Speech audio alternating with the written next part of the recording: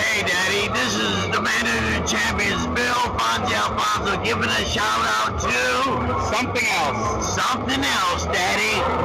This is Nickel Matara, Great Warrior Wolf, and you are listening to Something Else. I'm Tony Cini, and you're listening to Something Else. Hey everybody, it's Rich Palladino, the voice of New England, and you are listening to Something Else with Arya.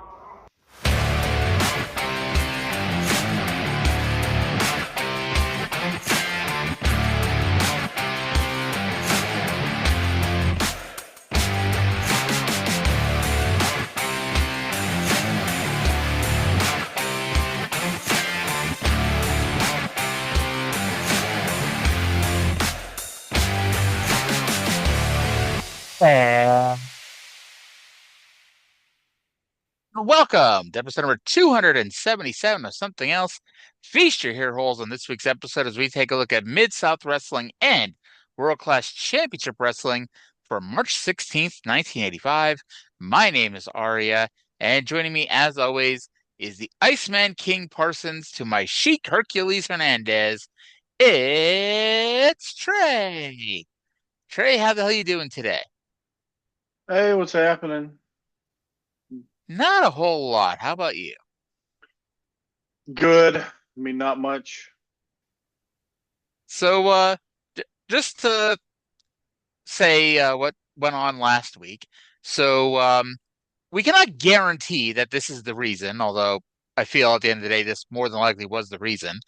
But we could not do the Smoky Mountain show last week. We tried for well over an hour, and it just was not working. Just connection was shot to hell. We tried 3 or 4 different times, and it just was not working. And since we recorded it Wednesday night, there was not a fuck it, let's just do it tomorrow, because we have an extra day. Nope, nothing like that. And there are a few reasons, but the one that I discovered that might have been the issue, yeah, I kind of decided last Wednesday was the day that I needed, beyond anything else, I needed the entire run of Dark Side of the Ring downloaded. And I downloaded all 6 seasons, torrented it all. And thanks especially to the later seasons having a little bit more size to them, it ate up pretty much all of my memory on my computer. And because it is XWT and they're anal retentive about, making sure that you seed for 24 hours, they were seeding while I was trying valiantly to get a show done. And it did not occur to me till later that that could have been a reason.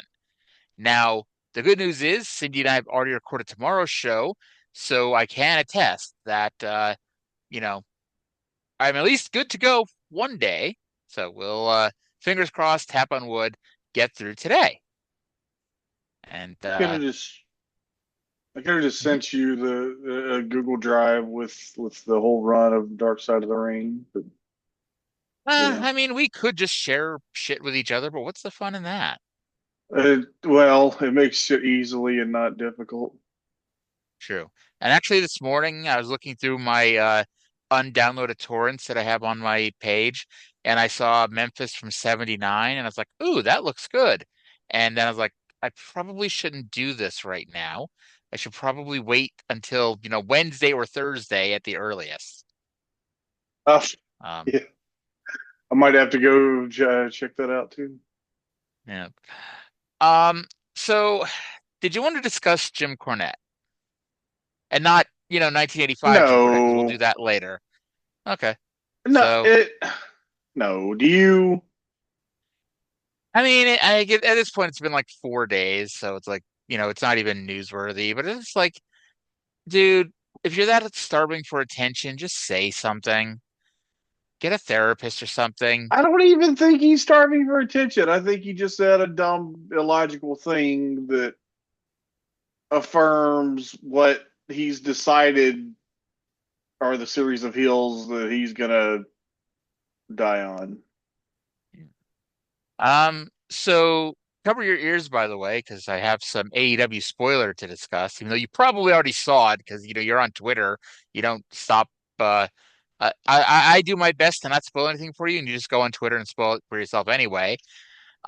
This Wednesday on Dynamite is probably going to be the start of the AEW HBO Max Championship Tournament featuring Hangman Adam Page, who lost to MJF this past Sunday at Revolution in an unnecessarily long Texas death match where if Hangman lost, he would never be able to challenge for the AEW World title again.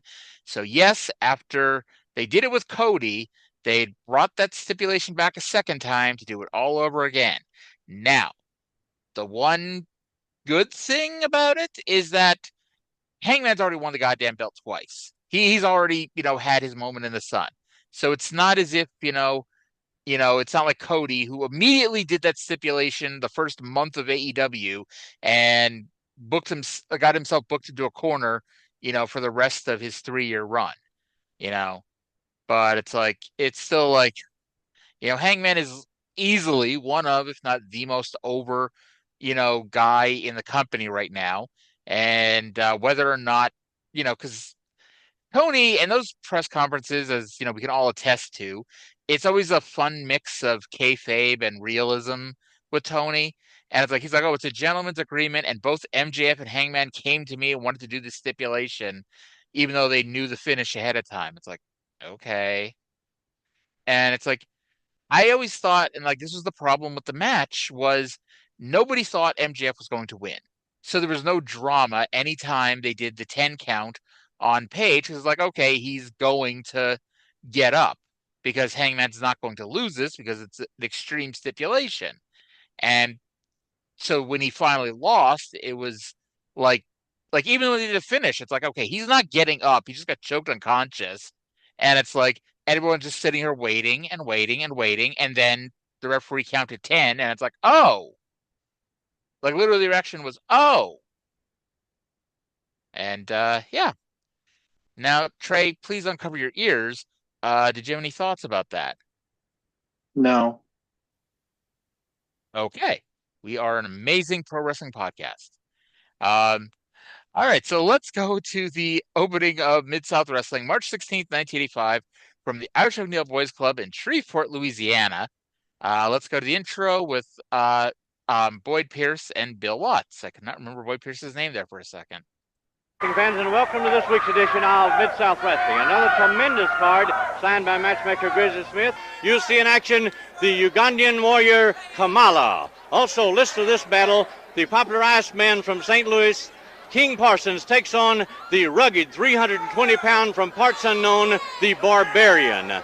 Also, gentleman Chris Adams, the American heavyweight title holder, will be on this week's card.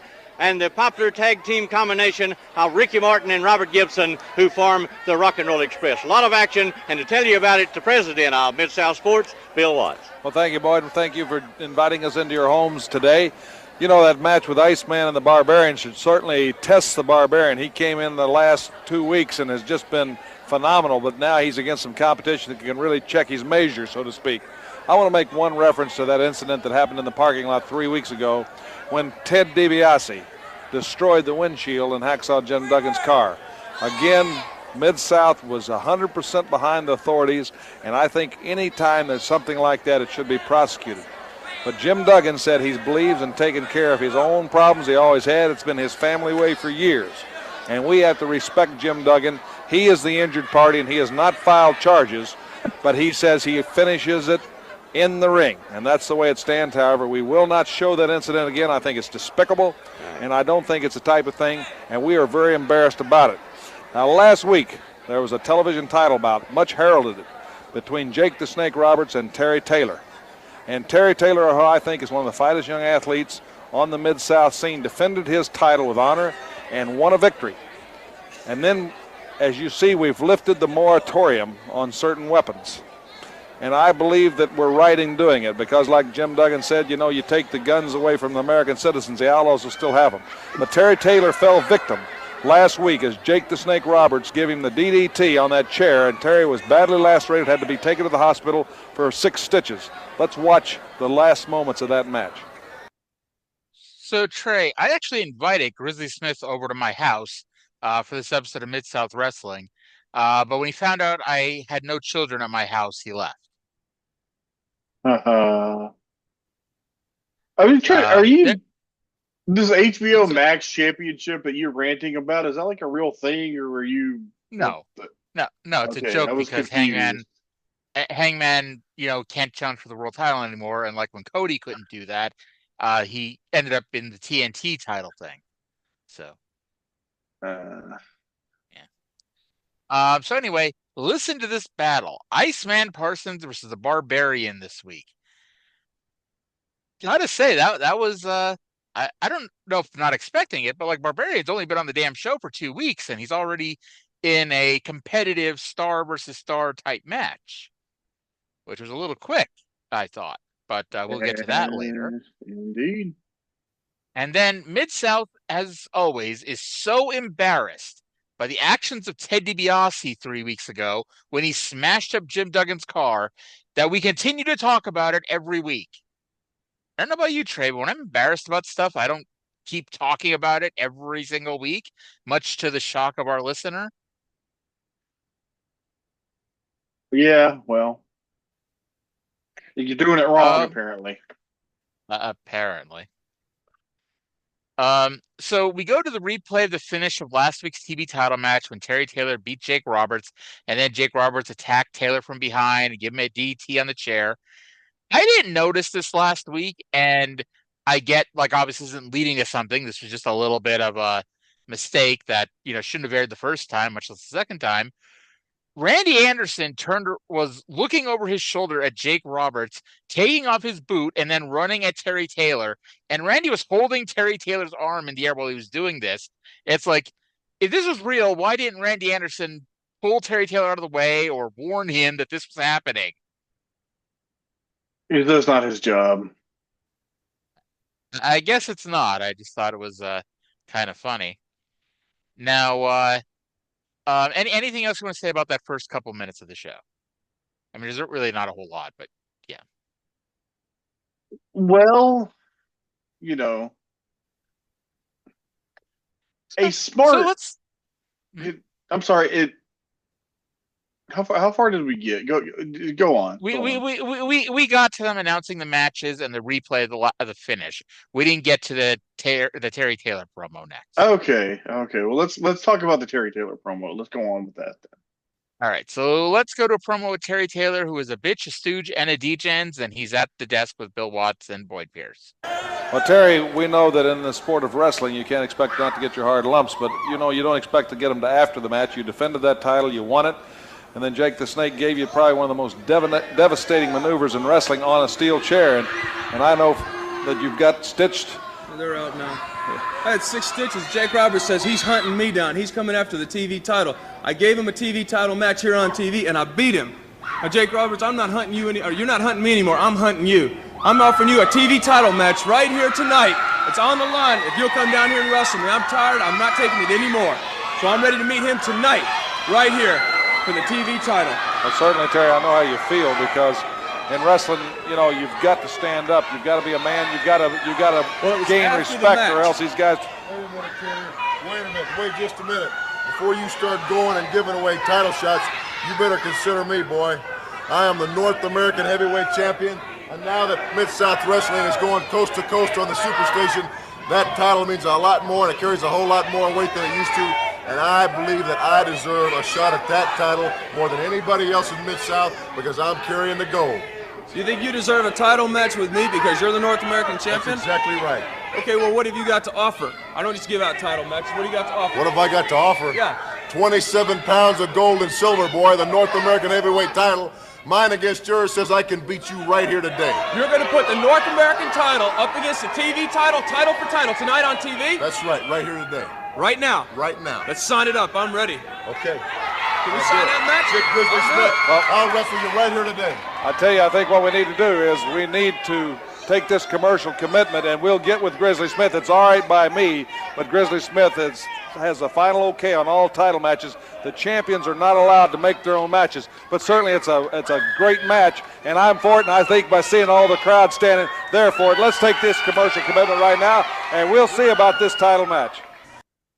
Okay, so they took a idea that sounded stupid on the surface. Why would the North American champion, the #1 champion of the promotion, want a shot at the TV title? But they managed to make it work by pointing out, hey, we're now on TBS. We're going coast to coast. So the TV champion is not just the champion of Mississippi, Louisiana, and Texas. It's the champion of television across the country. And I thought they did a good job of explaining it there. I will say it gets a little iffy when they're like, oh, you can't just make your own match. When Terry Taylor was out here, the whole point of Terry Taylor being out here was he wanted to make his own match against Jake Roberts. Well, but presumably, why am I defending Terry Taylor? Never mind. Presumably what? Presumably, he had already spoken to Grizzly Smith and gotten that match approved. Okay, we'll go with that here. And then he's like, and I guess that kind of defeats my next argument, which is going to be, he asked Ted DiBiase what he's going to put on the line for a match when he was willing to give Jake Roberts a title match without Jake putting anything on the line. Well, but Ted DiBiase had not put 6 stitches in his head. That's true, but they are out, as you may have heard Terry mumble under his breath. Even though, and the funny thing is, unless I'm horribly mistaken, I don't think I am, this was last week's taping. I could be wrong, though. All right. But anyway, because, this week we get the in 2 weeks and next week thing. That is always fun. But anyway, we had to go to commercials to confirm with Grizzly Smith over whether or not he'll allow it. And I got good news. Grizzly stopped doing whatever illegal activities he was doing in the back to approve this match. And you might be wondering, wait, what's Jake Roberts' opinion on this? What the hell's going on here? Shouldn't Jake be mad that he's not getting a TV title match? That's an astute observation, listener. Let's go to Jim Ross, who's going to introduce this next match, and we're going to hear from Jake the Snake. Ladies and gentlemen, this match on Mid-South Wrestling, 1 fall or television time remaining. The winner of this match will not only be the North American champion, but the television champion as well. Just a minute. No, just a minute, too. You said you wanted me. Boy, you jumped off my horse real quick, didn't you? You dropped my name real quick, didn't you? You want this? Huh? You come out here and shoot your mouth off and say you want me, and you so happily took this? Boy, exactly I'll tell you something. It's not ever over with you. I'm going to finish you off. I'm going to shoot you like they would an old horse. Oh, you don't have to forget. I'll remind you every time I see you. Yeah, don't worry about it. I'm not going anywhere. All right, ladies and gentlemen, the match has been signed. The winner of this match. Okay. So maybe Jake needs to steal Ted DiBiase's title and put it in a bag with a snake in it. Maybe. That might help. Although the Mid-South North American title is probably like 30 pounds heavier than the $1 million title was. And that belt might actually go all the way around the snake. That's like a belt looks like it's made to go around an anaconda. Although it's funny, like if you really think about it, like they always had the ASPCA there to make sure that like none of the animals were harmed anyway. Like you have to wonder like how closely they were inspecting that bag when he's throwing a championship belt inside of a bag that allegedly has an alive snake. Although I always loved the story, like do you remember when Earthquake did the earthquake splash to the snake? Yes. And do you remember the story of what was actually in the bag? Yes. It was pantyhose stuffed with sausage meat or ground meat, I think. I heard ground beef, but yeah. Yeah. Which, hey, it did the trick. Especially when Jake freaked out. So we'll And so we get the match here: the North American champion Ted DiBiase versus TV champion Terry Taylor, who is a bitch of Stooge and a Degens. Now, I gotta say, I didn't know it was going to happen here, but I knew at some point Terry Taylor, and relatively soon, gets the North American title because he's the champion come the June Superdome show when he has that famous match with Flair. And so I knew he's got to win the title at some point, but I actually thought Duggan won the title at, the Loser Leaves Town tuxedo match in a few weeks. But I couldn't figure out how it goes from Duggan to whomever the intermediate is to Terry Taylor. before June, because that's a lot of title changes back to back to back like that. But See, Watts. I did not remember that Terry Taylor was the champion when he had the Superdome match with Flair, but I did remember that the 47 stipulation cage match with Duggan and DiBiase wasn't a title match. Okay. So I was kind of like getting my eyebrows raised because when the match started, Watts was preparing us for a screw job. Because he starts telling us how the TV title is only ever on the line for the first 15 minutes, even though this match has all the time it wants in the world, it has TV time remaining. So it could go the entire rest of the 1 hour show. And so I'm like, okay, we're going to get a long match here, and it's going to be some sort of bullshit finish where Terry Taylor loses, but it's after 15 minutes. That kind of thing. I would have thrown a fucking tantrum. But I was getting the impression that, like, no, this is because it's title for which I don't know. I'm just glad they didn't do that because I would have been pissed. I mean, I'm sure if they would have done that, they would have like heavily gimmicked it up. Jake would have run down and interfered and all that shit. But it's like it still would have been the BS. So it's 15 minutes and 1 second. Mid Atlantic used to do that. Like I think it was Kabuki was the TV champion. He'd always lose, but it'd be like 15 minutes and 20 seconds. And so he wouldn't lose the TV title. Yeah, I hate this shit. Yeah. So we're informed Watts is trying to explain how Terry Taylor is like Superman. And he said he's like Superman because his heart is at 100%. How exactly does one put a percentage on heart? And how do we know that the other wrestlers don't have 100% heart? I mean, I think a cardiologist can tell you if you have like so much percent blockage. So maybe he had just been to the cardiologist and gotten that there was a 0% blockage, which means 100% heart. Yeah. Or maybe he was saying that everyone else in the territory was on steroids and it was fucking with their heart. So Terry Taylor's the only clean wrestler in the territory. Watts would never stooge off the boys for being on the roids. Unless they don't work for the territory anymore. Then it's like, we're throwing you under the bus here, people. Watts, by the way, told us to go to our local arena for Mid-South Wrestling. Now, Trey, I know you live in Dallas, and I do not live in Dallas. Yeah, you live in Houston. I'm sorry. And that even makes my point even more. You live near Houston where Mid-South does go for shows. I can tell you that they never once went to the Catholic Youth Center in Scranton, Pennsylvania for a Mid-South show. So if I was 6 months old, 5 months old at this point, and I went to the Catholic Youth Center waiting for Mid-South Wrestling, I'd have been pissed off. Yeah, it's funny. My hometown in Arkansas actually was a spot show town. Even better, you could be there. You could have been waiting there right now. Yeah, they were already. I believe that Crockett had already bought them out when I was born. Probably. You were what, 88? 87. Yeah, because you were August and they were bought out in April. Yeah. We're to further on the discussion of all of Terry Taylor's insides. We're told that he has so many internal organs. How many does he have? My guess is he has the same number of internal organs as most people, but I don't know. A really excellent question. I always tell that joke about how I donated a kidney to a little girl. She wasn't in dialysis or anything, but now she has 3 kidneys. Maybe that's the case. Maybe somebody just donated Terry Taylor a kidney, and now he has 3 kidneys. She has one more than the rest of us. So Jake Roberts ran down, followed by referee Randy Anderson, who ran down to yell at him. Jake accidentally tripped Ted, and I gotta tell you, I feel like this is one of those spots where the only person who ever really pulled it off was the roadie.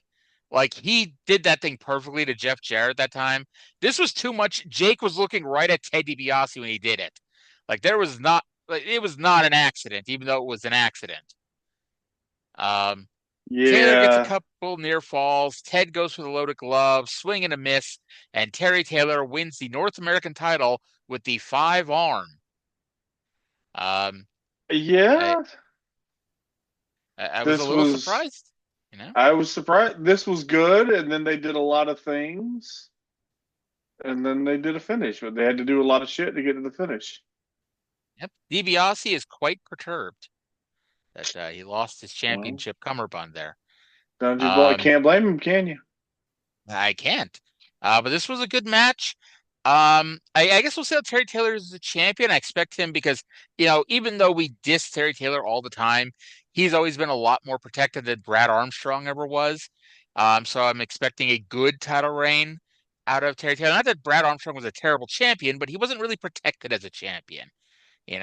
He was the champion for not very long, and he's not really treated like he was just the champion.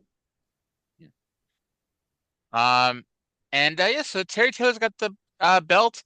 I don't know what happens with the TV title. I know Jake ends up with it, but I don't know if it's a tournament or if just Terry has to defend both belts. I imagine it won't be that because at least the history of Mid-South has dictated that when someone has 2 titles, they have to forfeit one of them. Well, 2 singles titles, because you could hold a singles title and a tag title because somehow that's better than 2 singles titles. We shall see. But yes, we shall. Maybe we'll get another tournament for a medal and $10,000. We can only be so lucky. I know. Do you remember, with that white piece of cardboard or whatever that they wrote it all down on, and until they zoomed in, you couldn't tell what the hell was on it, and so I wrote down what I thought it said. It was none of it made any sense. We can only hope that happens again. With our 10-man TV title tournament. 10. That was always the dumbest fucking thing. Okay, so Kamala with General Skandor Akbar on Friday versus Dr. Alive Steve Miller. Steve Miller is not very good at professional wrestling.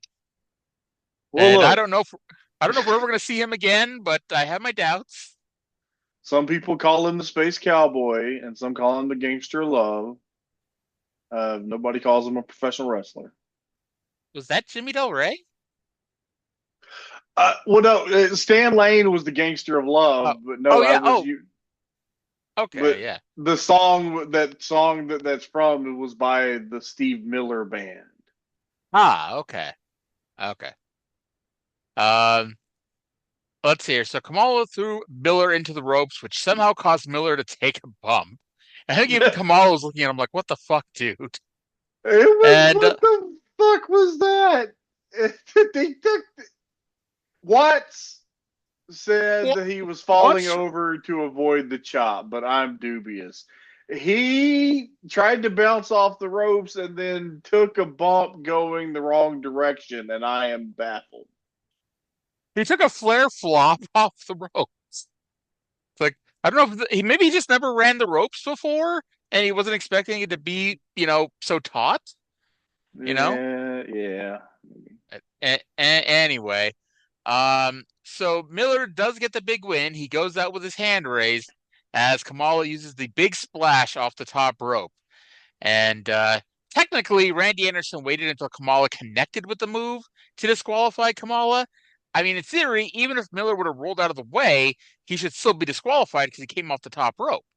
Although that has probably never really been explained further. It's just a generic.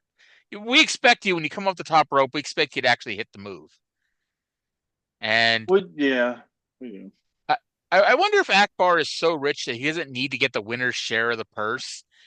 But they did the same thing they did last week, which is so funny to me, where it's they have been so insistent that Kamala do this top rope splash. And he finally does it, and then he starts going to the top rope again, and that's when Akbar and Pride are like, no, nope. One is enough. Well, you don't want to overdo it. Yes. I did look, and Kamala is still going to be here for a little while because, during this show, I had a feeling that a few people weren't going to be with us anymore, and I was right. But I thought Kamala was going to be one of them, but nope. Kamala is still doing his regular working everywhere schedule, including Mid-South. Well, there you go. But where is this going? Like, I'm assuming it has to lead to like some sort of no disqualification match. But I don't know. It feels like they're doing this to educate the fans that the top rope is a disqualification, even though it's been drilled into our heads that if you're not Mil Mascaris or Lanny Poffo, you can't come off the top rope. Well, they're just so devastated. They're building to Kamala and Reed in some fashion, I'm sure, and maybe it'll be a ghetto fight. Oh God. I was talking to somebody on Twitter about this. I think it was Jeremy Peoples. And we were talking about the ghetto street fights of Mid-South. And I mentioned that like the first time I ever saw that as a kid was when WCW did a ghetto odds match at a Clash of the Champions when Watts was there. And it was the debut of Too Cold Scorpio. And I could not remember who Too Cold Scorpio was replacing because it was a replacement situation. He was replacing hard work Bobby Walker, who for some reason was in WCW in 1992. But anyway, a ghetto odds match after all that of not explaining exactly what it was just a fucking handicap match, you know? With, So we get our next match, which is Iceman King Parsons versus the Barbarian. I wrote with General Skandor Akbar, but I wrote that before they did the intro, so I don't even know for a fact if Akbar was down there. Now, he was. He's part of the part of the finish. Okay. I also wrote that he was, so yeah. Yeah. So the ball bearing just has a shirt on that just says muscle on it. Which I don't know. It felt like an appropriate shirt for John Nord to be wearing. Because again, this is John Nord, not Haku's former partner, the Barbarian. The Iceman came out, and I had to laugh because he comes out to "We Are Family," and of course he's a beloved babyface, and he turns his back and he starts pointing while doing the "We Are Family." The problem is where he was standing, he's pointing at empty spaces at the Irish Wingdale Boys Club because it's like right outside the barricade. Well, look now, we do our best here. Yes. Name dropping Bill Watts said he saw a scout from the St. Louis Cardinals on the plane today. I don't even remember why he brought that guy up, but he did. And I got to tell you, name dropping is just so stupid. Just ask my very good friend Aubrey Edwards. You should not name drop people, even if you know them. Nord won shockingly clean to the point where it's like, okay, I got to go to cage match for this. But Nord won clean with a hanging full Nelson. And that's a hell of a move. Like Iceman is not a small person. This is not a move where it's like, okay, it's like a vertical suplex. The other guy's holding himself up. Iceman was not holding himself up here. And he's 260 at least. I am glad that you appreciated this because I also appreciated this. He hurled him into the air where his toes were either off the mat or just barely touching. I'm sure that other people have done a full Nelson that way, but I don't remember seeing it. It's like a full Nelson torture rack, and I would say that somebody today should steal it, but there's a severe lack of big, strong bodybuilders in pro wrestling today. It's like the only time I could remember anyone kind of doing it was when Chris Masters would hold people there for a little bit before dropping them to their knees, but it would only be against like, small fucking people. Yeah. Like, he's not holding up, Triple H for more than one reason, in a full Nelson like that. Yeah, Parsons was a full-size grown man. Like, this was something. Yeah.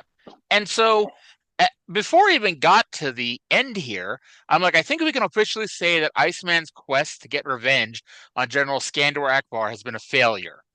He lost to Kamala clean, and now he lost to the Barbarian by submission. I guess he passed out, but still, baby faces don't lose by submission.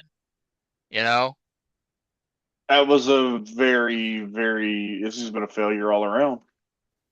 And then they reversed the decision.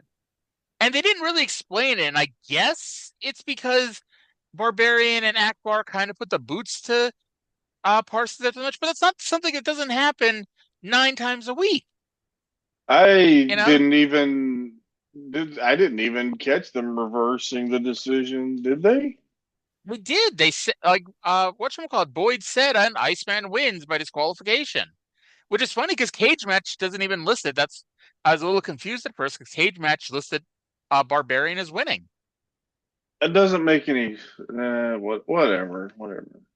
And Butch Reed ran in for the save? Question mark. Setting up what's bound to be an astounding feud between Butch Reed and John Nord, who I don't know where he wrestled before this, if he even wrestled much at all. Like, I know he's one of those Minnesota people who were trained with the same people as, the Road Warriors and Rick Rude and all that. But like, I didn't look that closely to see how much experience he had at this point. I don't know. But Iceman got fucked because this was a winner leaves town match. Oh, well. Yeah. See, I didn't even. Well, I'll be damned. Yeah, there's a reason for my intro this week, which we kind of just brushed off. But we'll get to the other person who's out of the territory after this show. Oh. Well, there's an asterisk. So I know Hercules does a few house show matches, and I believe Iceman does a few house show matches, but neither of them are going to wrestle on TV anymore. No. Yeah. So speaking of Hercules, that leads us to our next match: Sheik Hercules Hernandez and Jack Victory for some reason versus Brad Bat Armstrong and Tommy Pritchard. Jack Victory, who has never won a match on this show, is getting to team with Hercules, who has not lost a whole lot. This guy's been pretty well protected for the year plus that he's been here. Because he was originally the other Mr. Wrestling 2, and then he became a Sheik. He became Jim Cornette's bodyguard for a little while, and then he became a Sheik. And at some point, he had a coal miner's glove that at some point he lost. Yeah. And we get told that, remember when Kerry Von Erich was here a week or two ago? Apparently he enjoyed the fact that he didn't have to go 20 minutes to an inconclusive decision because Kerry's going to be back in 2 weeks. I wish they had said it that way. And then they tell us that next week we're going to have a very unusual match. And I'm like, okay, because I'm like, okay, we're getting midgets and big people or something, because that's our standard go-to very unusual match in Mid-South. And I guess I knew this was coming. But it still came to me out of the blue. Next week, for the first time ever on television, in 1985, we're going to have a 4-team elimination match with Brad Armstrong and Tommy Pritchard, Jake Roberts and Jack Victory for some reason, the Dirty White Boys, and the Rock and Roll Express. Now, I'll be honest, there's been a lot of talk online of what the first multi-man matches were. And, we did Smoky Mountain. They've done a 4-team match in 92. And I'm like, okay, that might have been the first one. And then I was reading the 89 Observers, and they did a 3-way match. It was a 3-way elimination match, part of the Team Challenge series. I forget who the other 2 guys were, but Yokozuna was one of them. And the final fall was Yokozuna falling out of the ring and being unable to get back in the ring and get counted out. But this is 1985, and it's important. If you're listening to this and if you're Trae and have only ever you started watching wrestling in 1999 when multi-man matches were commonplace, and on indie shows it meant we booked an odd number of people. This is something new. The WWF doesn't do their first multi-man match until 1997. Actually, no, 1996. They did the Raw Bowl. So 1996 is the WWF's first multi-person or multi-team match. This is 1985. Just to tell you that. But Vince McMahon invented wrestling. Well, he took it out of smoky bingo halls and brought it into 20,000-seat NBA arenas. Yeah, it fucking ruined it. Yeah. Because, nobody else went to large arenas like those 4 or 5 times we've done the reunion arena Star Wars shows. Or the Union Arena. Superdome, or the Yep. fucking Lakefront Arena, which is a college arena. The OKC Arena. The fucking the Myriad, the brand new big arena. Yep. The fucking Sam Houston Coliseum in Houston. Yeah. Thank you, Vince McMahon, for taking us out of those big arenas and taking us into big arenas in the Northeast. What would we have done without you? Oh, by the way, Vince's dad, Boston Garden, MSG, the Baltimore Arena, Philadelphia Civic Center, Pittsburgh Civic Center. Just throwing out a few of them. Like, Vince McMahon didn't even create anything. His father basically, when you read the details of the deal, it's such bullshit. His father all but gave him the most successful and prestigious wrestling territory in the world. And it's always funny, when people argue with Dave, and it's I get it. Sometimes it's just you don't know it any better. I get it. I understand.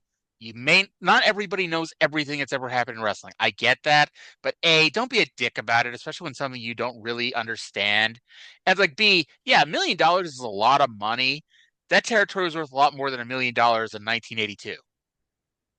Too many people are dicks about things that they don't understand. Yeah. And hey, that's how we got certain things happen in this country. Anyway, back to our tag team match. We were told that Bob Armstrong's young son, Brad, got the hot tag. Even though Herc tagged in, referee Carl Fergie did not see it. By the way, Carl Fergie is not Macho Man Randy Savage, just in case anyone out there is wondering. She's making fun of me. She's making fun of me because I told her earlier that I accidentally wrote that Randy Savage was the referee of this match, which was extra embarrassing because the referee of this match was not Randy Anderson, which would be an understandable mistake. It was Carl Fergie. The best I could say is they were both in Memphis. They both had a falling out with Lawler. They were both kings at one point. There you go. They both wrestled. Yeah. So Tommy super kicked Jack victory, and Brad pinned him in a loser of the Falls partner leaves town match. This is a fine match. Herc is actually, we're still going to see him for a bit because Herc's headed to Dallas for a little bit, but then he's going to Florida before he goes to the WWF. And Iceman, I didn't mention this earlier, but we mentioned a few months ago, Iceman's going back to Dallas, so we're not getting rid of him anytime soon either. I know he started off pretty green. I feel like we have to add Hercules to the list of people who are actually good before the WWF schedule just beat him down. Oh, yeah. And it's obviously impossible to say how any of these people would have been if not for a almost 365-day-a-year schedule. But it's because at that point you just have your standard match, and the person in Los Angeles does not know you had just had this match in Detroit last night. Right. That still blows my mind too, that it's they weren't even just it took to I think the mid-90s for them to do how they currently do the loops, where it's okay, it's all in the same general area. It's they're flying crisscross, constantly. That's the crazy part. They are not going from Orlando to Miami. They are going from Orlando to Philadelphia to fucking Los Angeles. Yeah. And it's if you go back and listen to any of Jim Cornette's commentaries on the Great American Bashes, especially in 87, 88, and they're crisscrossing, which is absurd, but it's they're literally just following the WWF style during the Great American Bash, at least, where they were going all over the damn place. I think this is safely the best match that we've seen Jack Victory in so far. Oh, yeah. By the way, so I was watching WWF Superstars from 1995 earlier today because I didn't watch it over the weekend like I usually do. And they were building up a Madison Square Garden house show on one day in March of 95. And it's Stephanie Wine doing a bunch of interviews. And so I was looking up what the results were, and I looked at what they were doing the next day. The next day, and it doesn't say which one came first, but they were in New York City on whatever day it was. The next day, they had a double shot in Boston and Detroit. That is a triangle with New York being the bottom point of it. Whichever direction you go, that is that is not a good shot there. It's not a good double shot. That shit was crazy. Like, yeah, that's worse. That's worse than all that flying, getting on a plane, doing all that bullshit is worse than driving 300 miles. And I mean, it's possible, like, especially if Boston was the first one, they may have driven from New York to Boston and then flown from Boston to Detroit. But even then, that is cutting it close because it was the same people on the show on the Boston-Detroit thing. So it was like they were all getting on a plane and flying to Detroit or flying from Detroit to Boston. Either way, like, it's kind of crazy. And stuff like that is like, and this is 95 where they're not drawing. And stuff like that, it's why 95 was like one of the worst business years ever, and the closest they ever came. Well, actually, 96 was the closest they came to going out of business, but it was 95 that really got that in motion.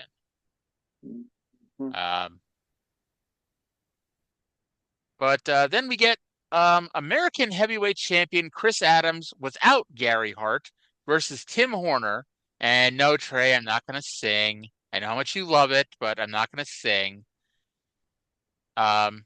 We are informed. Now, by the way, I actually watched World Class first just because of how the files were set up on my flash drive. Like, World Class was listed first, so I just watched that first. So I'd already seen the angle we're going to talk about in a few minutes, and I'm like, Gary Hart's not here. Although I don't know if Gary Hart ever really came over to the Mid-South region. But anyway, Timmy Horner was on the hunt here, but Adams did a foot sweep and a patented kick right to the jaw of Horner, and Adams won. A perfectly fine, acceptable, middle of the card Mid-South match. Yeah, I just don't like they were wrestling, and then Adams ever so casually hit a tombstone pile driver and then did a front handspring. And it's just funny to me because there are certain people who only know one type of wrestling who have act like the tombstone is this burning hammer level sacred finishing move. And it's like, I've thought the first time that I ever really saw it outside of that context was it like Tiger Mask and Dynamite Kid using it as a transition move in the early 80s. But then it's like, here it is on fucking Mid-South TV with Chris Adams and Tim Horner, and it's just a spot. I was like, even if you were just only watched one type of wrestling and only watched the WWF, Dynamite Kid did it on WWF television. Yeah. And people pointed out, if you watch WCW, like Sting, Rick Rude, a bunch of people use the tombstone. Yeah. It's like, has it become a very protected finish and become very synonymous with one person? Yes, it has. Here's the thing. Was that the guy who invented it? No. Was he the person who named it? No. Yeah, that's what I was. Yeah. It did not become the Tombstone Pile Driver because the Undertaker used it. The Undertaker used it because it was called the Tombstone Pile Driver. Yes. And so, he's also big and strong enough that he could do it to most people. Yeah. Safely. We have clips of Andre the Giant doing that back in the day. Oh God. I swear it's like it's okay. Again, it's okay to not know something. We get that. Like, again, Trey and I are, blips on the radar of wrestling knowledge. Like, most normal people should not know as much as we do. But you can't sit here and be an out and out dick about it when you don't know something. Be like, oh shit, I didn't know that. And it's exactly. like, yeah. The problem is not knowing, and again, this is a problem in society at large. The problem is not that you don't know. The problem is that you're so fucking arrogant about not knowing. The Rock and/or Roll Express versus Steve Rinson and Big Sprite. This man was called the Golden Terror, but he was dressed like a giant can of Sprite. Half green, half yellow. He enjoyed his lineman, I guess. And Gibson pinned him after half of a double drop kick because he bumped too soon. It was so preposterously obvious that Gibson missed that they had to point that out. It's really funny when Watts has to try to cover for shit that just looked bad. Yeah. And for once, it's not even really his fault. It's, Oh, this is what I know. Watts says Barbarian got DQ'd earlier, and I thought he was just fucking with me. But there you go. I missed it when they did it. Yeah. Next week, by the way, Terry Taylor versus Kamala. So Terry Taylor, our double champion. We'll see if Kamala gets a title shot. I mean, he shouldn't. Kamala's been disqualified 2 weeks in a row. Yeah. So Steve Miller should be getting a title shot. That guy from last week. What the hell happened to him? Fred that we Davey never saw before or again. Fred Davey or Davey Fred or Davey Frank or whatever his name was. David Frank. It's now going to be David Frank. I don't even know if that was really his name or not. Then the show ends with, here's the thing. There's some things we discussed on this show that they can't do anything about. Like Golden Terror fucking up a bump on a double drop kick. It's not Bill Watts' fault. That guy who bumped off of the ropes, that's not Bill Watts' fault. The Dirty White Boys came out to end the show challenging the Rock and Roll Express. And we are told that we cannot have that match because this match wasn't signed. The match between the Dirty White Boys and the Rock and Roll Express was not signed for this week, so we cannot have it. Well, we don't have time for it. But they told us it wasn't signed. Well, it wasn't signed. That doesn't mean that's the reason we can't have it. Obviously, the reason is that we don't have time for it. But they could have just said that. Well, they didn't. Oh, man, we would love that. Arya, you say the wrong shit about shit all the time. You're being too hard on them. But this isn't just me saying the wrong shit. This is me pointing out that they booked the first 15 minutes of the show was this match wasn't scheduled, but we're going to have it anyway. And then we end the show with this match wasn't scheduled and we're not going to have it. But okay. But yeah, anyway, that was Mid-South. It was still a pretty fun little show. It was still a good show. And we got some irons in the fire for the future. I wish, unfortunately, we don't have the local shows. So we know, because hey, we again know everything. We know the Superdome show is in 2 weeks. It's the famous Ted DiBiase, Jim Duggan, tuxedo cage loser leaves town match. They have not mentioned that once on this show, and if history is going to repeat itself, it probably won't get mentioned next week either. And it's it's sad that stuff like that seems to be lost in time, unfortunately. That's very sad. So now we skip 140 or so miles west to the Sportatorium in Dallas, Texas, for World Class Championship Wrestling. Let's go to our good friend Bill Mercer to intro this week's show. World Class Championship Wrestling, the Major League of Professional Wrestling at the most famous wrestling arena in the world, the Sportatorium, here in downtown Dallas, Texas. And we have a tremendous main event for you.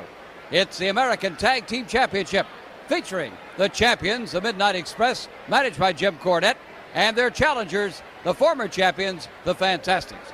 I'm Bill Mercer. Great to have you with us, and we've got a lot of great world-class championship wrestlers for you in this program. And we'll be back with our first match right after this. All right. So, hey, it's almost a guarantee this is going to be a good show at the very least. We're going to get the Midnight Express and the Fantastics in the main event position.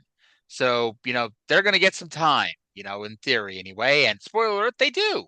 They do, in fact, get some time, which is going to be great. We'll get to talk about some good professional sports entertainment here in a few minutes. That is reason to have hope. Yes, we do, in fact, have high hopes. So we go to the ring for our first match, which was Brian Adias versus Matt Classic.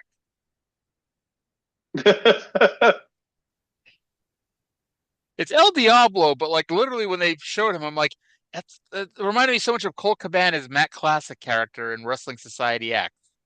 Well, is Colt Cabana that hairy? Motherfucker's hairy. Probably not, but you know. But during this match, by the way, they tell us that next week we're going to find out Sunshine's Mystery Man. I just finished reading Lizzie Flanagan's book about Gino Hernandez, and she said it in there, and I forgot who it was. Wow. Yes. If it helps, I knew we were getting a big angle on this show. In fact, I told you last week, hey, there's going to be something good happening this week, because she actually says on the March 16th, 1985 episode, this happened. I'm like, hey, look. I looked at the clock. I'm like, or looked at the calendar. I'm like, next week we're going to have a good angle. So one of the first moves of this match was one of the worst schoolboys you've ever seen. Adias goes for the schoolboy, and Diablo rolls over him. And Adias kept trying to reposition the two of them, but never had both of his shoulders down. And we didn't even get a 1 count off of it.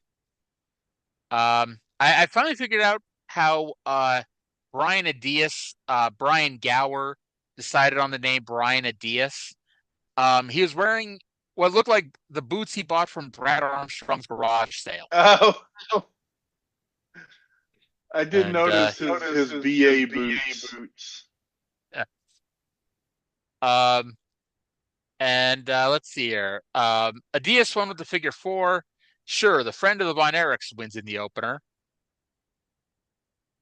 Yeah.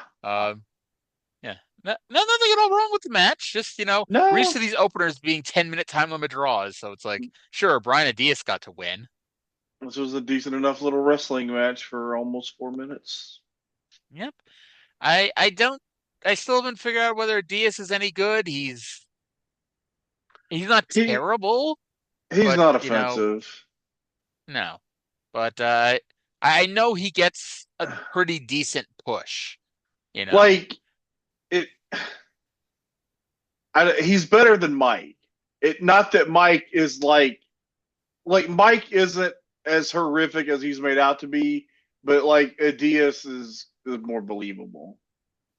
He's not Chris, He's like Adias he's not fucking Genichiro Tenryu or whatever, but he's not like the drizzling shits or anything. Chris Von Erich, by the way, such a shitty Von Erich, he didn't even make it into the movie. Jackie made it into the movie, and Chris didn't. Oh, poor Chris. You either need to have 0 matches or more than 7 to get into that movie. So Mercer sends us to commercial by saying that we're going to have an outstanding feature on Chris Adams and Gary Hart next up. However, the world-class production team decided, fuck that, we're just going to spoil it right away, because the lower third tells us, up next, Adams fires Hart with 2 exclamation points. I was not expecting this to happen. Especially because most of in fact, all of the angle took place on Fort Worth TV.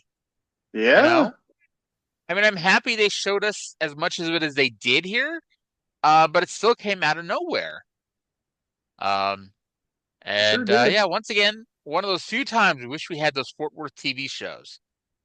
But speaking of which, let's go to the angle. It's in Fort Worth, and Drunk Mark Lawrence is in the ring with Chris Adams and Uncle Gary Hart. I've been waiting for a long time to speak in front of millions of people to get this point across. Gary, you know one thing I'm really not too happy about? It was suggested here last week that you were the one that quit for me. Now, I'm not a quitter, and I'll never, ever quit, ever. What are you doing this for? What are you trying to do? What do you mean? What do you mean, what am I trying to do? You quit for me. Not only did you try and quit for me once, you tried to quit for me twice.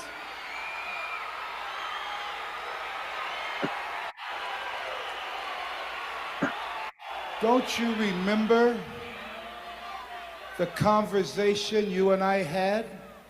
If you should get in some kind of trouble, that Gary was to say the secret word?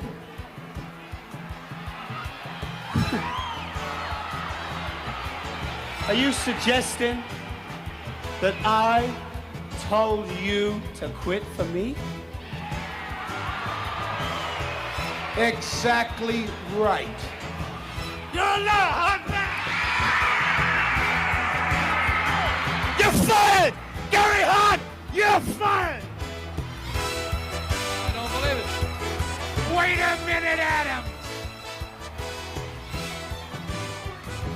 You don't fire Gary Hart. You don't have the power. I promised you I would make you the American heavyweight champion, and I damn well did it. I promised you a shot at Ricky Flair, and you got it. But I give you my guarantee, you ain't never gonna become no world's champion as long as I got something to do it, and you're fired. Okay. Somebody fired somebody. But I gotta say, I'm already fired. I gotta say, I like the angle. It's not a babyface turn for either of them, though, as we'll get to later. Because it is the one thing I do like about World Class is like they're not afraid to give us heel versus heel. You know, even if one side is a little less heel than the other, it's like, you know, you still have there's still heels. And you heard the crowd go banana when Chris Adams fired Gary Hart and punched him in the face. And I got to say, like, Gary Hart, he said in his book, and this is before I really began rolling my eyes in his book, he's older at this point. He has trouble getting up and down. And so he doesn't like to bump because he can't get up. But he bumped here, and he bumped for Chris Adams, and he did get up. I got to say, if there's a lawsuit here, who would file the unlawful termination paperwork? Well, I guess they'd have to sue each other and sort it out in court. It would probably come down to the contract that Chris Adams signed with Gary Hart to make him his manager. Yeah, so that's how that works. So I'm not sure if Gary quit multiple matches or if Gary tried to quit the same match multiple times. I guess it doesn't matter. But the fact is, Gary thought that Chris was giving him the Iggy to submit for him, and Chris claims that he wasn't. And because we didn't see the footage, we don't know what the truth is. But either way, Gary Hart is no longer affiliated with Chris Adams. We then got, and you heard that music in the background. That is not, something I decided to start playing for the hell of it. That was music that's in the WWE Network version of this show. I don't know if they had a real song or was just generic. Because, like, as you can see, it was like whatever it was low enough that they could put over it and not lose the audio of the promo. It was very strange. But then we got a video of what happened presumably next. Yes, we then get Chris versus Ricky Flair in Fort Worth. Adams had the match won. Gino was down there, and there's a lot of shenanigans. Adams had the match, and theoretically the world title won with a super kick when the one-man gang hit the ring with Gary, attacking Chris for the disqualification. Ricky Flair shoved down Ricky Hazard, and gang walloped Adams here. Now, I don't know if it's just because he's in there with Chris Adams, and Chris Adams is a very slight individual. Gang looked fucking gigantic. Like, and not just tall. He looked fat. He's a very large man, and Chris Adams is very slight. Yes. Honestly, and it's hard to really tell, but I think he was bigger here than he was in the WWF in a few years, even when he was Akeem. But Maybe. I don't. Yeah, he looked closer to the 500-pound mark. Like if 1987 one-man gang was 420, 430, I think this was closer to 500. Big fella. But big fella. Yeah, he's a big fella here. And this, I think, is Gary Hart's only remaining client, I think. Unless there's somebody I'm forgetting. But I guess we'll see where this goes from here. Now, speaking of Gary Hart, He is sitting outside of Fritz von Erich's house. I mean, Gary's family's house in Chicago with Bill Mercer. Let's go to that now. Well, Gary, Chris Adams has now fired you. But it seems to me, in looking back over the history of your association, that things were going smoothly. You had Chris going well, and you were bringing in the one-man gang as your solution to the Von Erichs. Chris Adams is a very bright young boy, but Chris Adams is an egotistical maniac. Chris Adams forgot who got him to where he is today. And Chris Adams, sooner or later, is going to pay for the indignity that I suffered by his actions, Bill. I admire your ability to handle people. Maybe you taught Chris Adams too well. Did you think about that? Like I said, Chris Adams is a very bright young boy. He got with a moron by the name of Gino Hernandez, a young punk that is nothing in the wrestling business, and listened to his gaga that he could do more for him than Gary Hart. Who got him the American title? Who got him the shot with the world's champion? Not the punk Hernandez, but Gary Hart. So you're blaming Gino Hernandez for taking all this and running with it? No, I'm blaming Chris Adams. As I said before, and I can't emphasize the point too much, Chris Adams is a very smart young boy, but he made one big mistake with Gary Hart. Yes, but you brought Chris Adams the American Heavyweight Championship. You helped him with that. You got him in a position where he had a lot of victories. You gave him an opportunity to challenge for the World Heavyweight Championship. And it seems to me that he has used Gary Hart, that he's used you and abused your ability. He's he's abused, but he will pay. The one-man gang or anybody that I have to get to see to it, Chris Adams, nobody abuses and embarrasses Gary Hart. Not today, not tomorrow, or ever. And I will use all of my power and all of my cunning. Chris Adams, I'm gonna get you, brother, for what you did to me. You destroyed my dream of a world's champion. And that's a natural fact. So, do you think Gary picked up all that crap he just threw on the ground, or did Dolores make the kids go out and pick it up? I bet Gary didn't pick it up. He really should have. Anyway, it's like it's a great promo, and it's like, man, this is a feud I can kind of get behind, even though like it's obviously the B feud for Gino and Chris, especially Chris, behind the Von Erich feud. But hey, like this is something they should have been doing more of with the Von Erichs and the Freebirds when that never-ending feud was happening. It's like, get other people involved so we're not just watching the Von Erichs versus the Freebirds every single week with no end in sight. You know, they're getting more people involved, so we're not just getting the Von Erichs versus Gino and Chris every single week. And I'm liking this, and hopefully I continue to like it next week. But Gary, A+ promo. The one thing Gary Hart can always do is talk, and he talked right here. I did think it's funny, and we'll sadly get to this in about a year at this point. But he runs down Gino Hernandez as a nobody when Gino was like one of those people he was really close to and really took under his wing. And that's wrestling for you, baby. Yeah, that was. I'm cool with the shades of gray characters. It's just weird for '80s American wrestling. It's it's cool. I like it. Indeed, it's likable, and I thought it was funny. And if I was the one-man gang, I wouldn't know what to think about this. But Gary's like, now he doesn't have a chance to get a world champion. I'm like, well, you still have, you're 6'8", 400+ pound guy standing right behind you. That he could probably do some damage to young Ricky Flair. Yeah, but guys like that aren't world champions. Nope, no, they're not. And poor Gary knew that. You think he would try to make up with the Von Erichs because they get 37 world title shots a month. Yeah, but they don't In need theory, a manager. That is true. That is true. Skip Young versus the Pride of Monte County, Texas, Johnny Mantell. I literally wrote looks at clock. After I wrote that, 'cause I'm like, oh, this is gonna go to a draw, isn't it?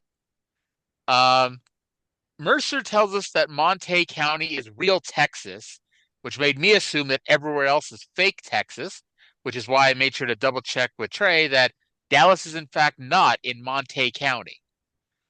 Because, by some weird thing here, Mercer's basically running down Dallas while building up Monte County, which apparently is in the northern part of Texas, I've read. I think you're overthinking things, as you sometimes do. Sometimes. We're informed that Joseph Benoit from Connecticut wrote a letter into Bill Mercer saying how much they like WCCW up in Connecticut. And I forget if they've only discussed this on Mid-South, but they announced here that there's an Easter Sunday Spectacular in Houston, Texas, and to stay tuned for more information.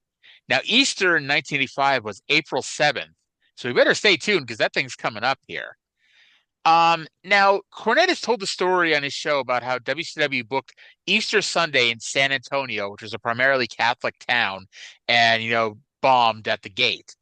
I know you obviously can't tell me from 1985, but let's say in 2026 there was a pro wrestling show in Houston on Easter Sunday. How well do you think that would draw? Would it not? Would the holiday affect the drawing? I guess is the best question to ask.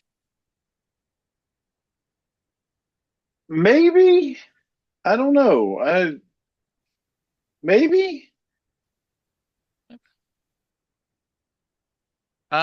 So as for this match, Mantell improved his all-time record to 2 wins, 1 loss, and 607 time limit draws as they went to a 9-ish minute time limit draw.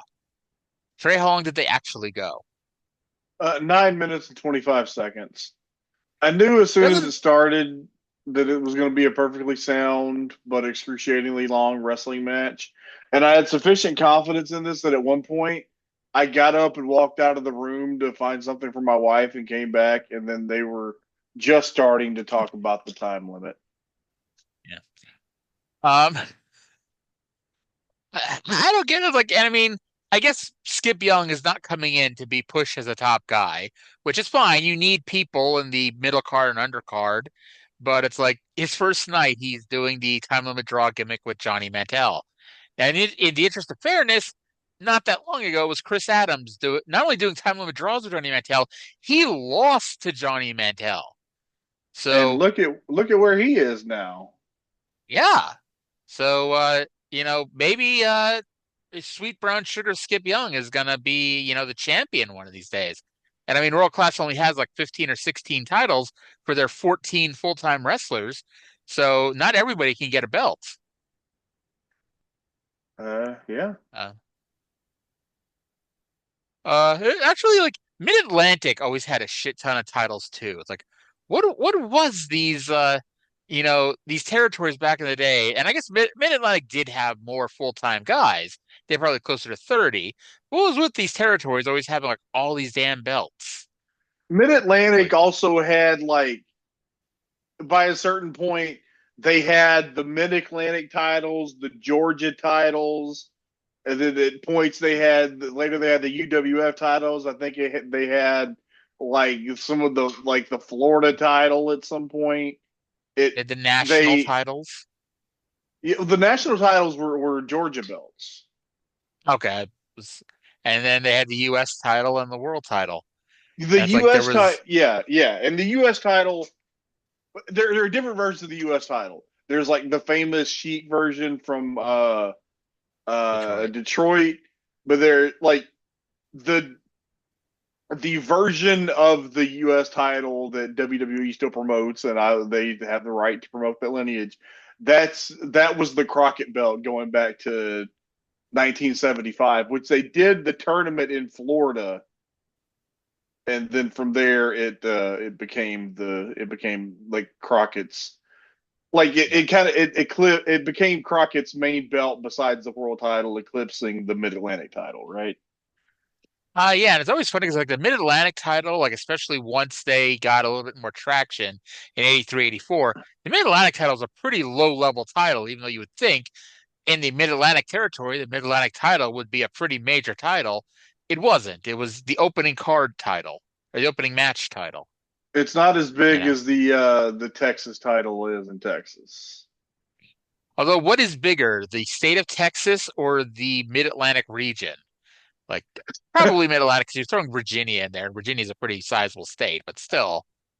If by Mid Atlantic you mean Virginia and the Carolinas, yeah, that like I'm just talking like before they expanded, all over those. Like I think they went to Baltimore, right? So you can kind of include Baltimore in there. Texas is pretty damn big. Like Texas is about the size of like France or Germany. Yeah. And most people in Texas' ego is as big as France or Germany. It's true, yeah. No offense, of course. None taken. So I kind of joked about Brian Diaz actually getting to win in the opener. It does at least make sense because they announced that next week's main event is him versus Chris Adams. So hasn't he beaten the tag team champions with like two different partners now? Did he actually win with his other partner last week? Because I thought they lost. Oh, maybe they did. Him and Mike won. Yeah. But him and Mike never get a title shot. Go figure. Well, that's a shame. Yeah. Terrible fucking matchmaker on this show. It's funny because you would think that they would actually do that because Diaz is a friend of the Von Erichs and Mike Von Erich is a lot of things and one of them is a Von Erich. So you would think they would actually, yeah. But no, they didn't go that route. But let's go to Bill Mercer, who is here with the lovely sunshine. Give us the information. Who is the mystery man? Well, Bill, now I have to keep it a secret. Don't you like surprises? I've been waiting for this. If I had to wait, you have to wait. All right, okay? we got to wait another week. I've been waiting to tell everybody it'll be on next week on World Class Championship Wrestling. I've looked all over the world for this man, and I think he can beat anyone in professional wrestling. He will be here next week, World Class Championship Wrestling. And, it's not going to be just a surprise for the people. It's going to be a especially big surprise for Mr. Gino Hernandez. Probably true.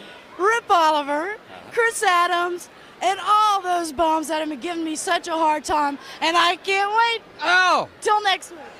I can't either. She can come back any week.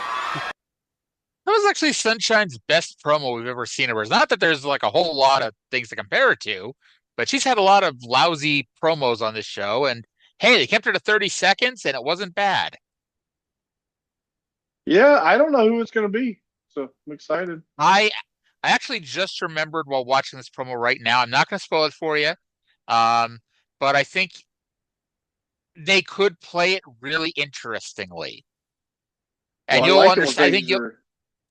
I think you'll understand when you see who it is. I like it when things are interesting on the shows that we watch. Oh, definitely. It could be really interesting. I don't actually know. I just knowing who it is, I'm like, that has a lot of ways it can go. But however, since it's Sunshine, I do expect this person to leave World Class in about 6 weeks. Because, it's funny because like the way she said it too, like, and I know I just put her over as a decent promo this time. Like she also said it in a way that made it sound like she didn't even know who the surprise was. We have to wait till next week to find out. And I did think like it was funny, like she's like Mr. Gino Hernandez, Rip Oliver, and Chris Adams. Why is only Gino being called Mr. Gino Hernandez? Because he's the handsomest one.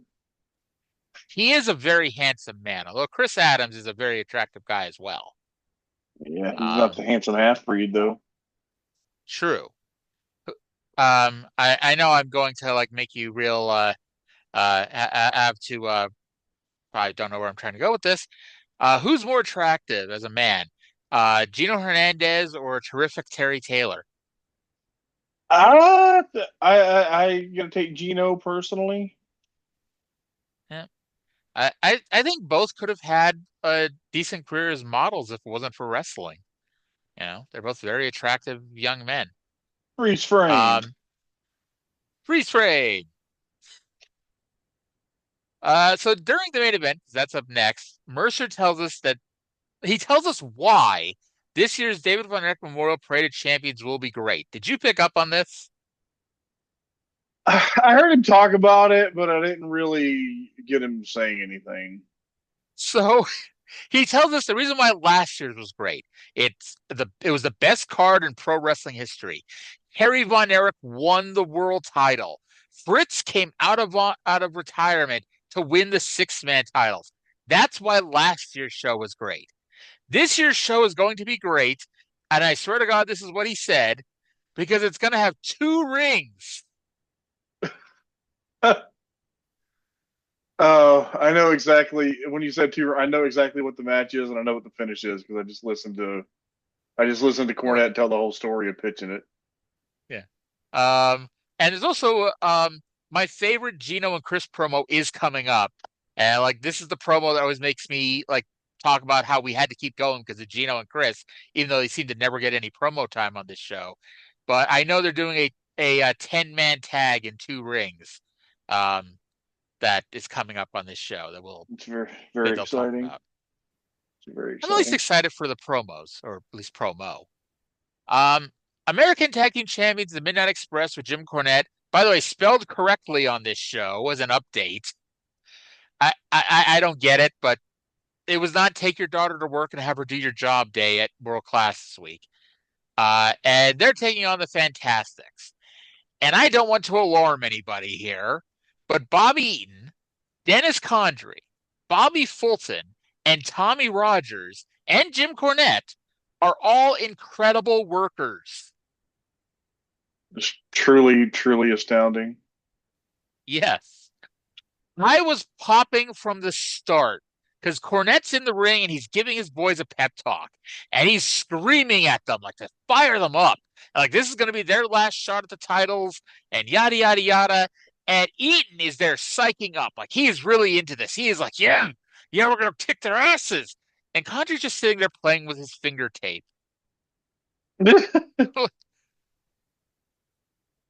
Like, Dennis Condrey, very nonchalant. I believe he was the veteran of the team. He was wrestled indeed. for a while, but yeah. And Eaton, by the way, left his Jerry Lawler singlet at home. He just had his normal long tights this week. The Express tried to double team Rogers. This was another time I popped. I fucking love this spot. So Rogers is in the ring. They get him into the Midnight Express corner, and they go for a double team. But not only does Rogers squiggle out, Fulton hits the ring. And as soon as Fulton gets in the ring, and now it's a fair fight, Condrey and Eaton pull fucking David Manning Von Erich in the way and hide behind him to so the Fantastics couldn't get after them. Yeah, yes. Teeny tiny David Manning Von Erich. I fucking love that.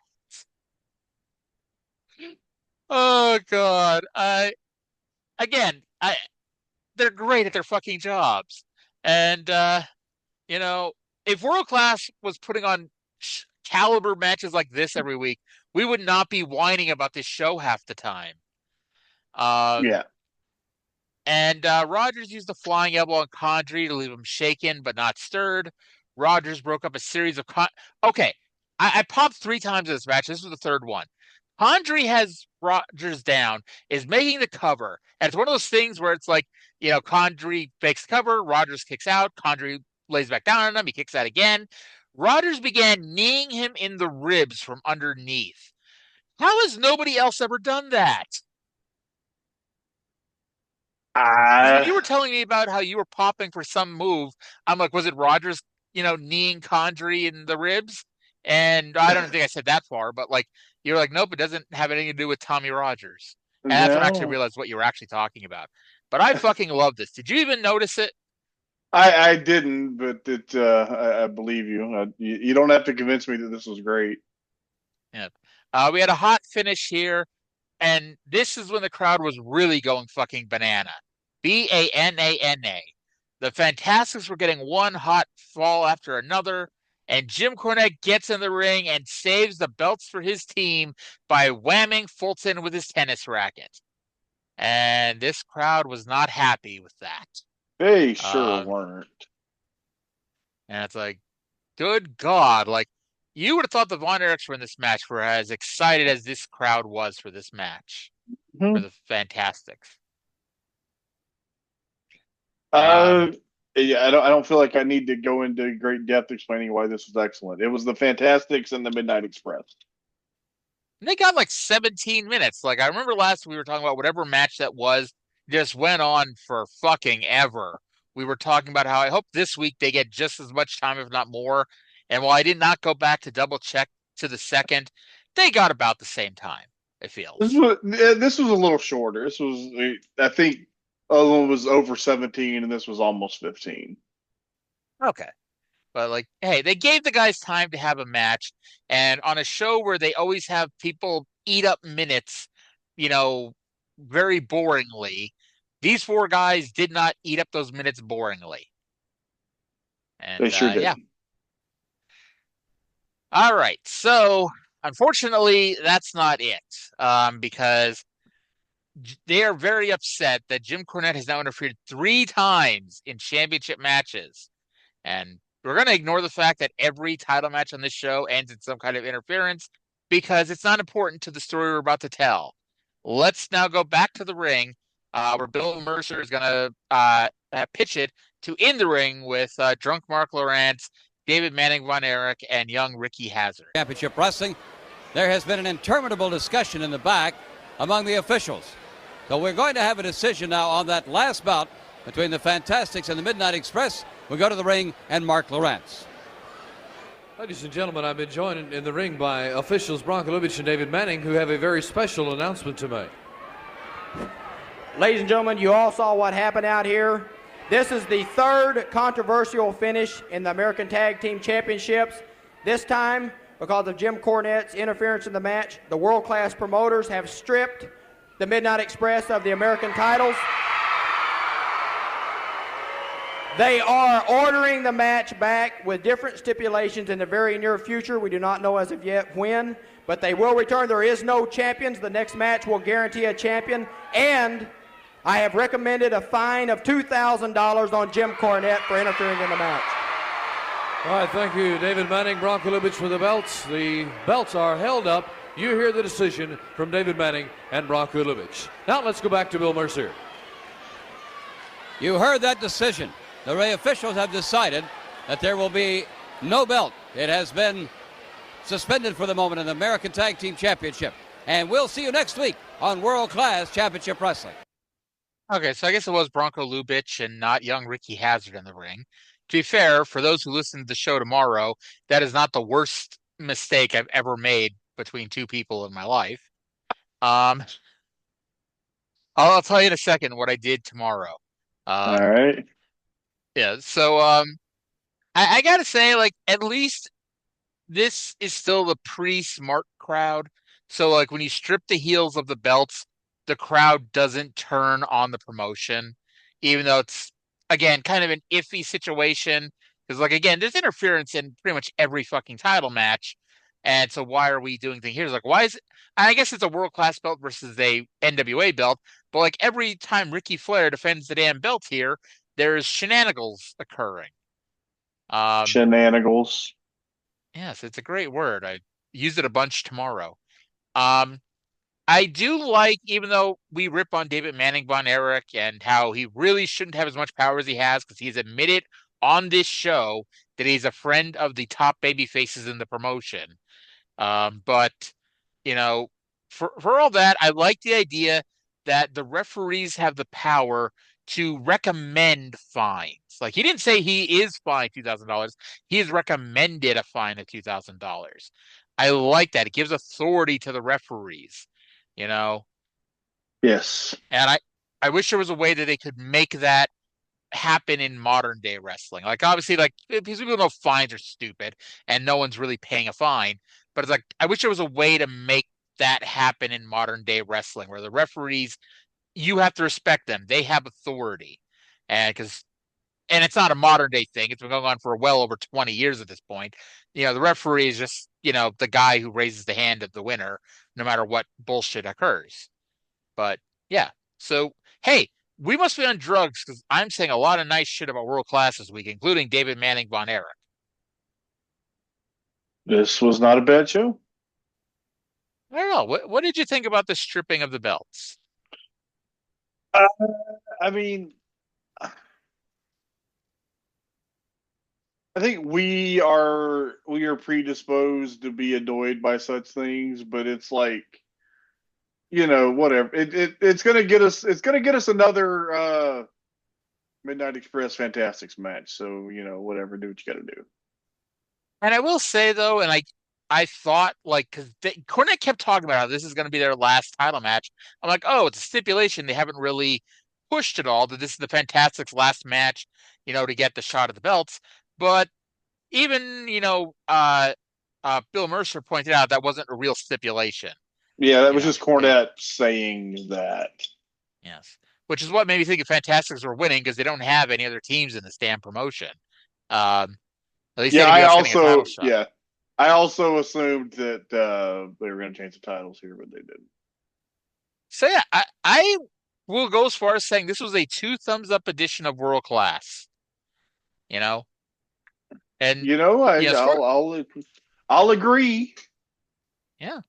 And hey, I'll tell you what, this week in the Something Else Podcasting Network, if you think we bitch about bad wrestling all the time, Mid-South was really good. World Class was great. Tomorrow's TNA show, it's great for a TNA show. We'll say that. And Thursday Smoky Mountain, unless I'm forgetting something, because we tried recording that show 13 times already, that was a really good show too. So if you hate listening to us complain about stuff, this is the week to listen, because we're going to put shit over. I can't imagine anybody who hates listening to us complain about stuff listens to the show. Pretty much. So, I know that, you did not watch Revolution, but again, you are on social media. Did you see that Ospreay came back? Yeah. Okay. So, we're doing the TNA show while I've got an eye on Revolution in the background, and they go to this video, and it's like they're quickly cutting away. Like, they never really concentrate on what turned out to be Ospreay for longer than like half a second. And so all I'm seeing is a guy with a lot of hair, a lot of facial hair, and it's like somebody being carried away on a stretcher kind of thing. And don't ask me why, because this is like an absurd thought process, especially when I tell you who I immediately thought it was. I thought it was fucking Sami Callihan. And yeah, well. Yeah, Sami Callihan and Will Ospreay are 2 very different people. Very, very. Yeah. It's because I don't know, I was not expecting Ospreay to be back anytime soon. Do you think he gets the title at All In this year? Is this finally the year for Ospreay? Probably.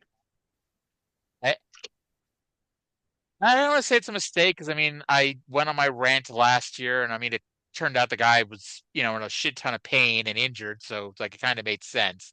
But yeah, it's we'll see how he is now. When he starts wrestling again, I'm assuming he's going to be wrestling soon enough. To see if he's still the Will Ospreay that nobody can follow. Exactly. Or if, yeah. Exactly. Because that was my main complaint. I'm he should be in the main event. Nobody can follow him. But yeah, there was a reason, and we'll go from there. Did you see that? I don't know how they did this. I just saw the tweet that somebody put out. Did you see that Brock Lesnar's opponent for WrestleMania is official? I had not seen that. Seth Rollins.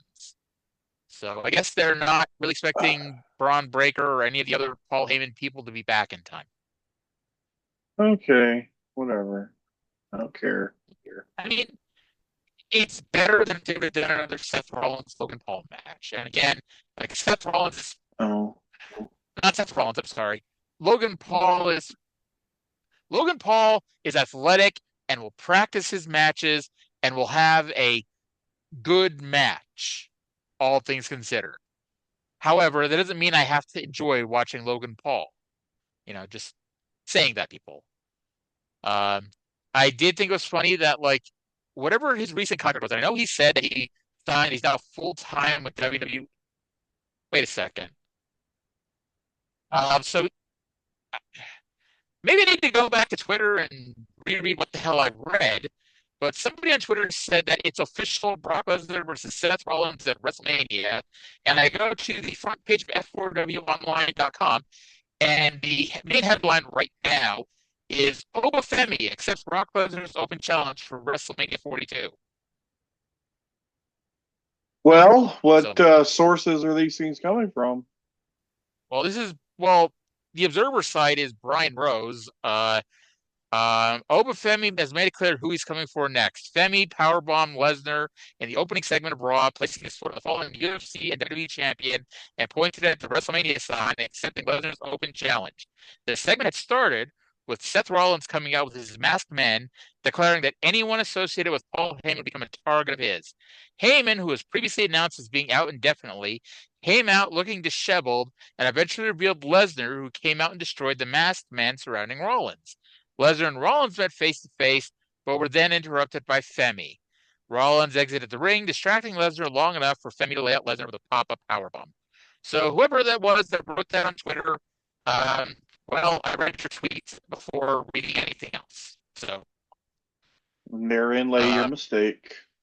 Yeah. Mind you, I think it was the opening segment, and so I would have read it like at 8:05 while waiting for you to finish up and come on. So it's like that at least makes sense, even though I ended up not being the case. Wow. But yeah, everyone's gonna get the Brock Lesnar Oba Femi match they wanted, which I mean, I was honestly thinking, like, because they were doing the Brock Lesnar Open Challenge, I'm like, are they really gonna wait till the night of WrestleMania to bring somebody out? And it's like, at that point, it has to be like the LA Knights of the world, because it's like you're not gonna do an open challenge and be a big star. I know last year it was fucking Joe Hendry. Hey, I marked out because I called it. I don't. It wasn't on this show, because on this show we did the WrestleMania predictions that aired after WrestleMania, and I said it was going to be whoever won the Andre Battle Royal. But like when we were in the stadium, me and a couple guys sitting next to me were talking about who it could be, and I said, "What if it's Joe Hendry?" And sure enough, it was Joe Hendry. Yeah.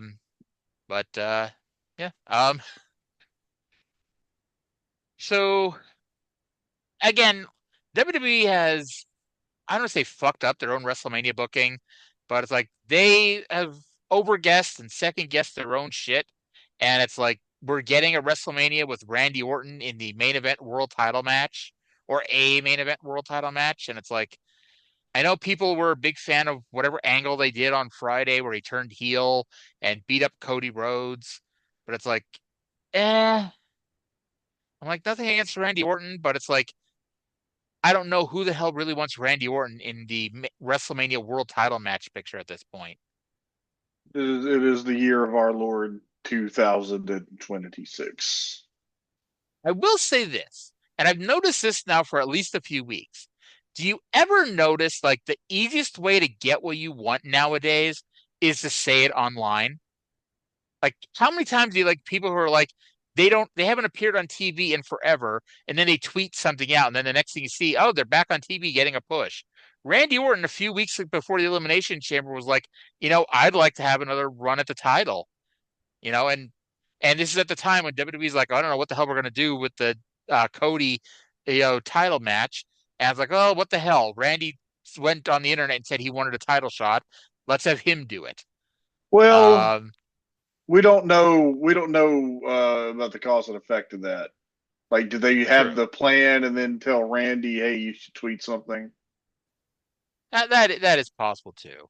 But I guess we'll see if Britt Baker finally shows back up on Dynamite soon, because she just tweeted out something last night about because they did all these returns and debuts on Revolution, and someone's like, "Oh, is Britt Baker next?" And she said something like, "It's not my call."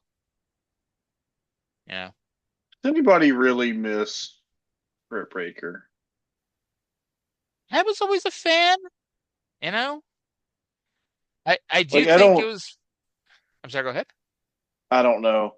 Like, I asked somebody one time on Twitter, and they were like, "Oh, they need her to save the division," and I'm like, I don't think you and I would agree on very much because from what I know about the AEW Women division, uh, Britt Baker, and like there was a point that she was a highlight of the division at the time several years ago when they were like very weak because WWE kind of had a monopoly on like the best female talent in North America. But like it now, Britt Baker drags down the average quality of that division quite a bit, I think. I mean, it was when she broke her leg and really, took off as a character. You know, because like, and Well, no like, offense to no offense to the Penelope Fords and Ty Mellos of the world. It's like that was the division. It was greenish goose shit Chris Statlander and Taya Mello and Penelope Ford and all them. It's like it just wasn't that great. And it's well, like, like even when Britt Baker was really good, like she wasn't fucking Manami Toyota.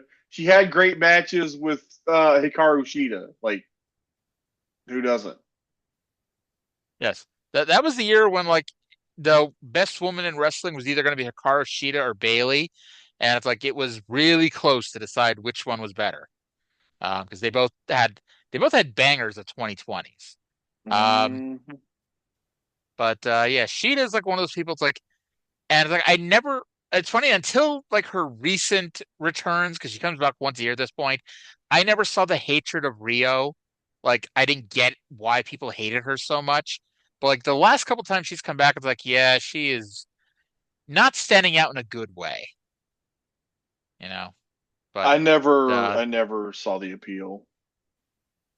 I mean, she was cute, she was adorable, but it's like, and she was good, but yeah, it's like, Sheeta really should have been that person that got the belt first, especially in retrospect. But it could have just been also that they couldn't get the dates on Sheeta.